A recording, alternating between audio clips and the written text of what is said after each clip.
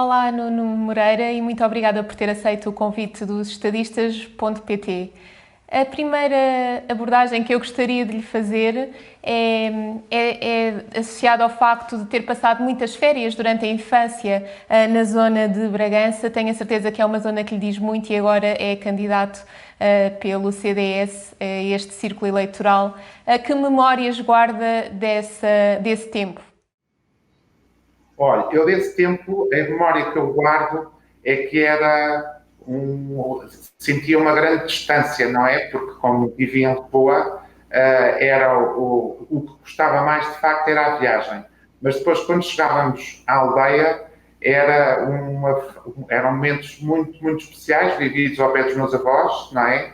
E que de facto era um mundo muito diferente, muito rural, não é? Era um mundo muito rural. E a verdade é que das vezes que nós viemos cá em férias, sempre acompanhava uma certa nostalgia, não é? Por causa do passado, víamos conhecendo conforme íamos tendo contato com os nossos avós, mas depois as férias acabavam e ficávamos algum tempo sem voltar outra vez.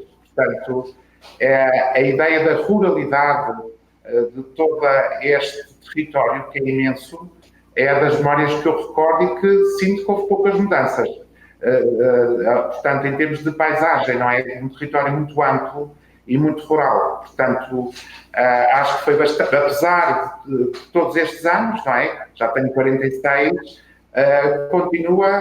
olhamos para um território muito vasto e muito bem preservado, apesar destes anos todos que passaram, não é? Exatamente. Então, e como é que recebeu, passado estes anos todos, este convite para representar este círculo eleitoral que lhe diz tanto?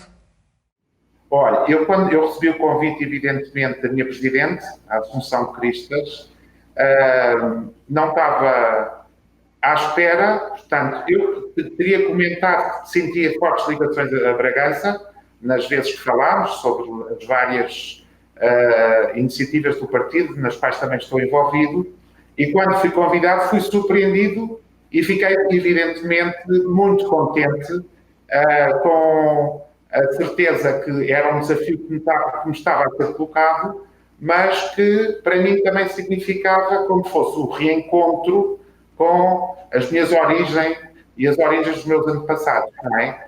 Portanto, fiquei surpreendido, mas com o sentido de responsabilidade que isso implica, que é tentar transmitir e passar as nossas ideias, que sabemos que, na nossa perspectiva, serão as melhores para o Distrito de Bragança, para a interioridade que o caracterizam, e vim, portanto, cheio de força e cheio de vontade de trabalhar e conseguir o melhor resultado. Claro. Outra questão que eu gostaria de lhe colocar é um ponto que costuma abordar muito cada vez que se refere a Bragança, que é a progressiva desertificação e a falta de natalidade da região.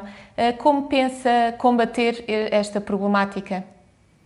Olha, em relação a este problema, para nós é central, na nossa perspectiva, há duas maneiras.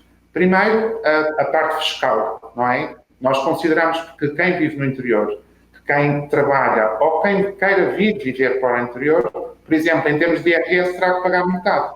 Portanto, terá que ter alguma vantagem de se instalar e viver e trabalhar no distrito. Por outro lado, em relação aos transportes, gasóleos e portagens, portanto, terão que ter descontos relativamente a isso, entrar na parte dos descontos. Nós, aliás, aqui para o Distrito, porque nós temos o nosso programa próprio para o Distrito, há o nacional e há o distrital, até propomos como incentivo um apoio num valor a definir, pensarmos em 250 euros por cada criança que nasça durante os 12 anos de escolaridade obrigatória. Portanto, há uma perspectiva fiscal de benefício que nós defenderemos para o Distrito, para incentivar a permanência no Distrito, mas também há todo um conjunto de políticas que, como nós, aliás, já tentámos na legislatura anterior defender, que foi um pacote legislativo com várias medidas de apoio à família e à natalidade, com variedíssimos pontos, foram 35 pontos que foram chumbados em sede parlamentar, mas que tinham várias medidas, como a questão das creches, portanto, as autarquias, os municípios do distrito, darem garantia aos casais novos da gratuidade e também do acesso o mais cedo possível das creches, como a questão do coeficiente familiar, como a questão da licença parental, que estamos a tentar alargar a 1 ano, e também com a possibilidade de envolver os avós. Os avós têm um papel muito importante que não tem sido reconhecido e, de facto, o CDS tem essa visão, essa capacidade de perceber que poderão também contribuir, de facto, para esta estabilidade e este incentivo de as pessoas viverem, trabalharem e, evidentemente, terem os filhos que desejam. Portanto, esse é o nosso trabalho. E refere também que é a favor de uma descentralização responsável. O que é que quer dizer com responsável? Olha, o que eu quero dizer com responsável é que nós sabemos, por exemplo, nós somos contra a regionalização, certo? Mas não somos a favor de um Estado centralizador, cegamente, de uma forma cega. O que nós acreditamos, o CDS, é de uma descentralização, mas tem que ser de forma, como eu já disse, feito com cabeça, tronco e membros. E este processo, na verdade, já começou. E começou com o processo de transferências de competências. É uma lei que não vou aprofundar, mas que é a 50/2018, em que, devagarinho, pensou-se transferir as competências dos municípios para as autarquias, e a verdade é que não está a correr bem, porque as realidades são muito diferentes. E, portanto, antes de se fazer, eu acho que foi um documento feito um bocadinho à pressa. Quando eu digo que é importante ser rápido, não quer dizer que não seja eficiente, necessário de que tenha de ser feito de uma forma eficiente. Portanto, se este processo de descentralização não está concluído, de transferência de competências, não está concluído, há muitos municípios e autarquias que recusaram as competências precisamente porque não vinha alocados os meios financeiros e os recursos humanos.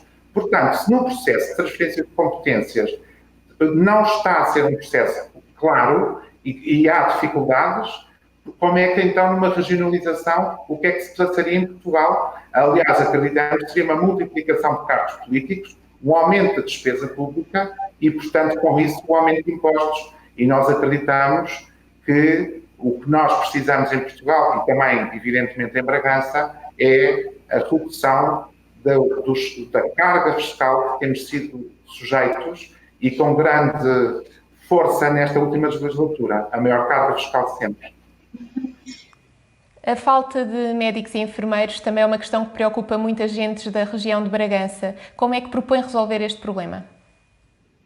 Olha, é um problema, lá está, eu acho que está tudo relacionado, por isso isto é como fosse um ciclo que pode trazer problemas ao distrito. E, de facto, quando não há pessoas, depois não há emprego, depois não há consumo e, portanto, isto é um círculo que tem que se pegar, começar a tratar parte a parte. O que se passa, na verdade, em relação a zonas como o Bragança, é que não há capacidade de fixar os melhores quadros, não é? Portanto, um médico que acaba o curso, eu estou a dar um exemplo, até sob aberto, não tem a maneira de os preencher. Portanto, tem que procurar a forma, não é, de criar as condições e que passa mais uma vez pela questão fiscal, como que abrange a questão precisamente do benefício do estatuto fiscal para o interior, para que as unidades que existem de apoio à saúde criem condições para serem atrativas para os grandes quadros que existem. Está a ver? Mas passa também, na minha opinião, precisamente passa precisamente por a questão fiscal, porque é evidente que há outras unidades no país inteiro, não é, que conseguem oferecer melhores condições e, portanto, tem que se fazer um esforço maior no que diz respeito à saúde e isso passa precisamente também pela questão fiscal para o distrito ser atrativo para esses quadros se instalarem. Mas tem que se primeiro criar todas essas condições, não é? Isso é o que eu melhor consigo explicar, a forma como se tem que atrair os quadros clínicos e os médicos competentes para se fixarem no distrito. Passa também pela questão fiscal, sem dúvida. E o que é que me diz em relação aos jovens que também estão constantemente a fugir para o litoral? Que mensagem é que lhes quer deixar a eles? Olha, eu fiz a tal geração, os millennials, não é? O que eu tenho estudado relativamente a essa geração, os que nascem entre 1980 e até o ano 2000, eu reparei que a política, não é, aparece no último lugar das suas preocupações. E eu acho que a mensagem que eu quero passar a todos os jovens dessa geração é que, considerando-me eu um agente político, sou candidato, é que eles têm que perceber uma coisa, é que nós reconhecemos que eles são a geração mais bem preparada, seja pelas condições em que foram crescendo, mas também para o mundo em transformação e, em especial, a globalização. Mas o que eles têm que acreditar e perceber, se nós, agentes políticos, reconhecemos essas habilitações, é porque houve política. Sem a política, não teria sido possível eles ser reconhecido essa designação ou essa adjetivação de que são a melhor geração, a que está mais bem preparada para o mundo em que vivemos. E eles têm uma opção, é o quererem partir, é livre, estão livres disso, mas eu garanto que é muito melhor fazer parte da construção e decidir ficar. É esta a mensagem que eu quero dizer, que sem a política não teria sido possível eles serem reconhecidos desta forma, como nós reconhecemos e damos, evidentemente, no papel de agentes políticos, o devido valor. Mas é muito bom fazer parte da construção. Sim, falámos dos jovens, agora gostaria de lhe colocar uma questão em relação à indústria, que é que incentivos é que existem em Bragança para os empresários de quererem sediar lá?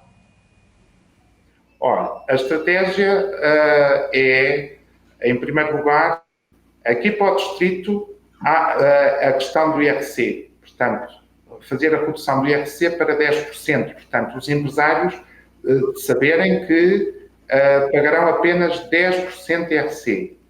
A outra questão é a questão dos investimentos, portanto, quem quer investir, procurar uma majoração nessa distribuição e o aumento o apoio a essas empresas. E depois também, sem dúvida, a questão, lá está, dos transportes, gasóleo, não é, e portagens serem descontados. Outra questão, isto é, as medidas fiscais, que acreditamos que terão impacto no desenvolvimento. Mas há uma muito importante aqui em relação a algumas empresas, que é a questão das derramas. As empresas decidem ficar, as empresas desenvolvem um negócio, criam postos de trabalho e quando chegam à capacidade de gerar lucro, as câmaras municipais aplicam a derrama máxima. Portanto, eu acho que isso também tem que ser olhado com muita atenção pelo poder local, para não haver a tentação das empresas ou desistirem ou procurar se deslocalizarem do distrito, não é? Outra medida que era importante em relação às empresas para elas se fixar é que se relaciona com o Instituto Politécnico de Bragança. E isto vai perceber porquê. Porque o Instituto é um exemplo, não é? Nacional e internacional. Podemos dizer que conseguiu, com o seu corpo docente, com os seus trabalhadores, que de facto a cidade de Bragança, não é propriamente o concelho, mas a cidade, se tornasse a cidade mais multicultural do país, porque tem mais de 60 nacionalidades, como disseram, que vêm estudar para o Instituto Politécnico.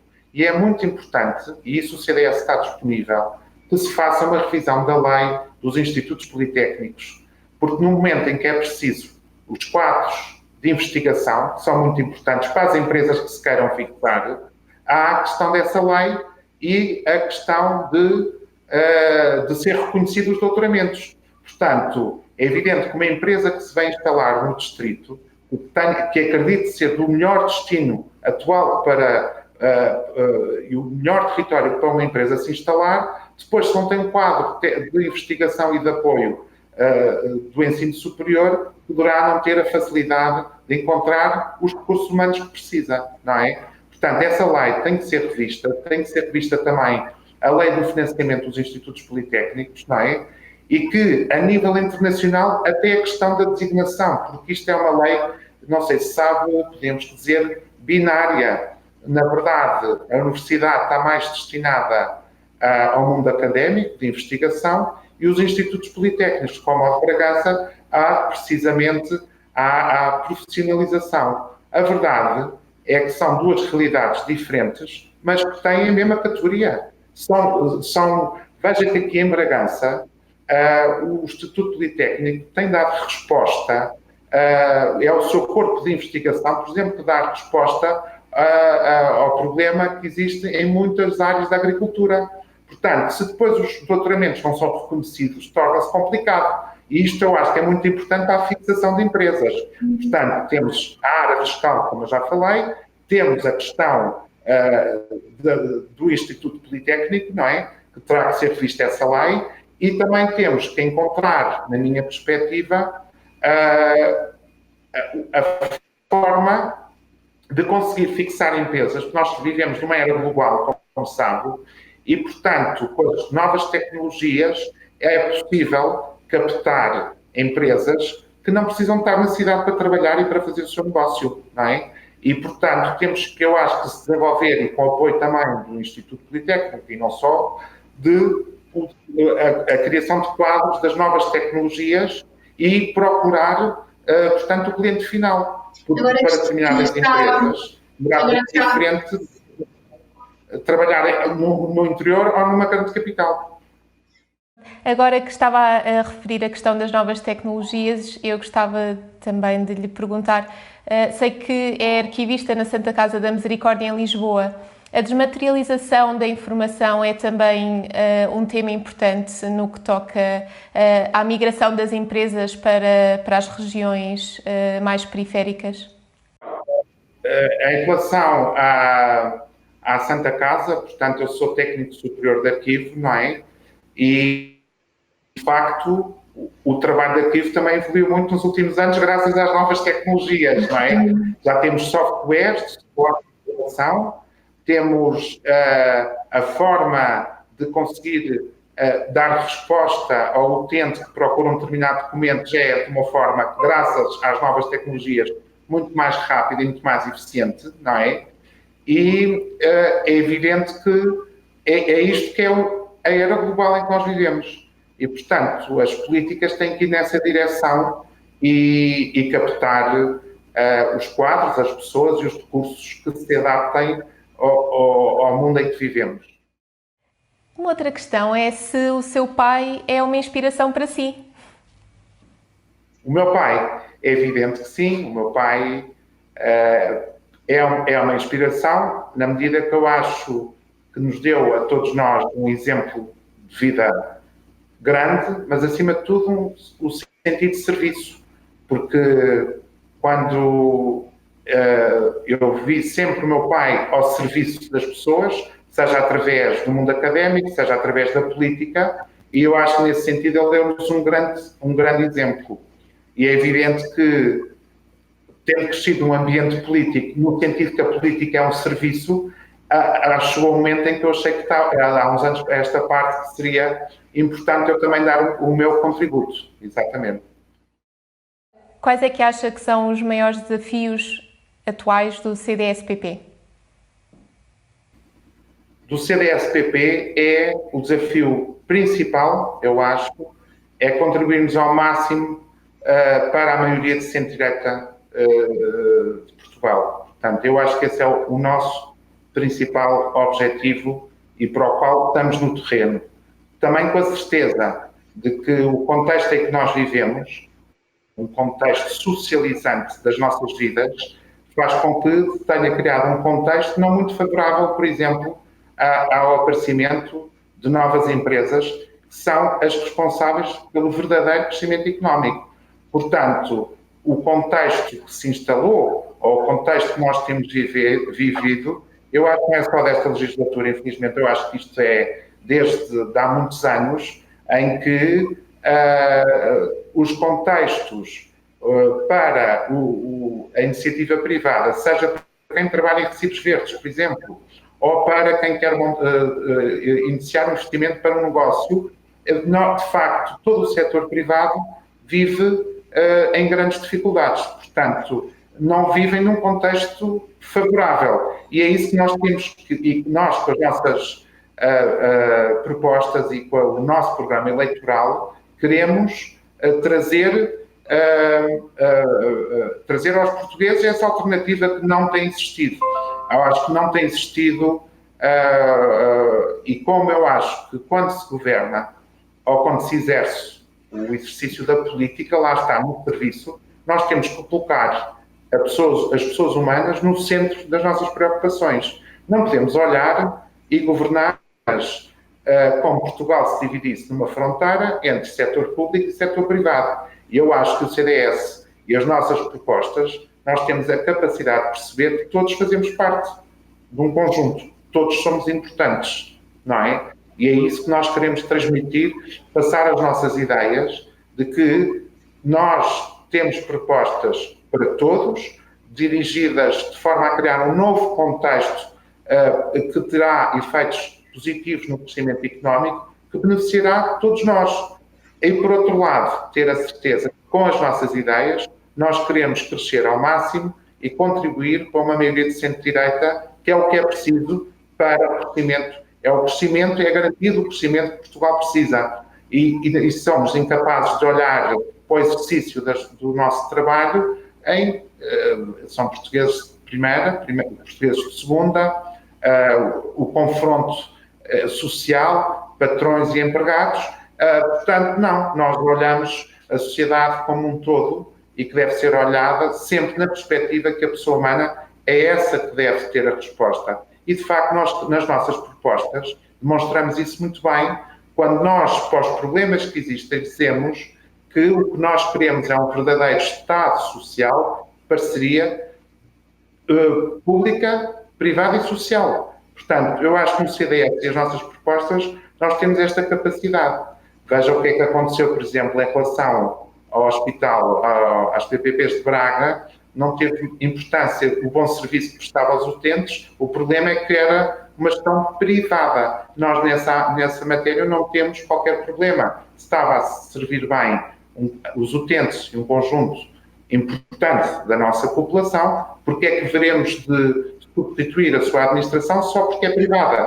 Portanto, é isso que eu acho que falta na vida política, é a capacidade de olhar, em primeiro lugar, para um conjunto. Somos todos que temos falta. E depois trabalhar para que o Estado seja um Estado inclusivo, não um Estado extrativo, porque a maneira como, ultimamente, o Estado olha para nós é como o contribuinte, não é? Nós vivemos numa asfixia fiscal e eu acho que eu tenho que dar um contributo para tornar o Estado um Estado inclusivo, não é? Não é um Estado extrativo que absorve toda a nossa criatividade através de impostos, a nossa capacidade de trabalho, a nossa capacidade de gerar riqueza. Portanto, um dos nossos contributos está esse certamente e que as pessoas perceberão bem a diferença das nossas ideias como, de facto, a única alternativa nesse sentido. Tendo em conta que o CDS coloca a pessoa humana no centro da equação, a questão que eu gostaria de lhe colocar é porque é que as pessoas não estão a responder com a mesma intensidade? Porque é que não estão a ir às urnas? Olha, eu acho que isto é um problema alargado, pode ser visto de várias maneiras e que, por acaso, a abstenção é um dos pontos que me levou a envolver-me precisamente na política, porque eu acho que houve um primeiro momento na nossa democracia em que há toda uma geração em que a própria sede de democracia levou que as várias gerações do momento se envolvessem e tinham uma causa, que era a própria democracia, certo? Há um segundo momento que passa, talvez às gerações, como nós falámos dos millennials, não é? Que relativamente à questão democrática acham ou acreditam, como não tiveram que lutar por ela, que é algo que está garantido. E, portanto, faz com que, de facto, entre no último lugar das suas preocupações e sentem que já não há nada por lutar, ou não há causa que os leve a votar.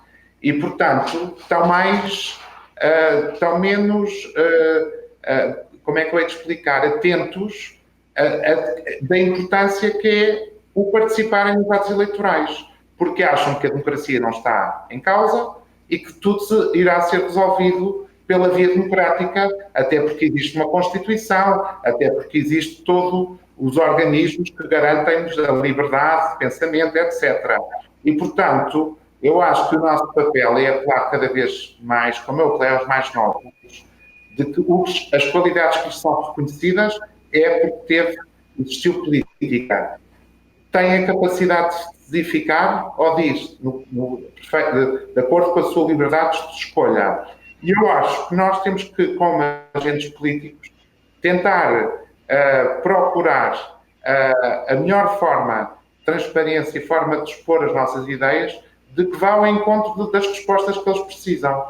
Eu acho que a política tornou-se muitas vezes muito técnica, parece que às vezes muito profissionalizante, e há um conjunto de índices, eu vou dizer um exemplo, PIB, crescimento económico, que de facto, com a intensidade da informação que passa a todas as horas em todos os canais televisivos, e são termos muito técnicos da vida política e que muita gente não compreende. E as gerações mais novas também, talvez não estejam tão interessadas. E é também neste sentido que eu gostaria, então, que, simplificando, que mensagem é que gostaria de deixar aos jovens portugueses, agora que estamos a um curto espaço de tempo da ida às urnas, para estas eleições?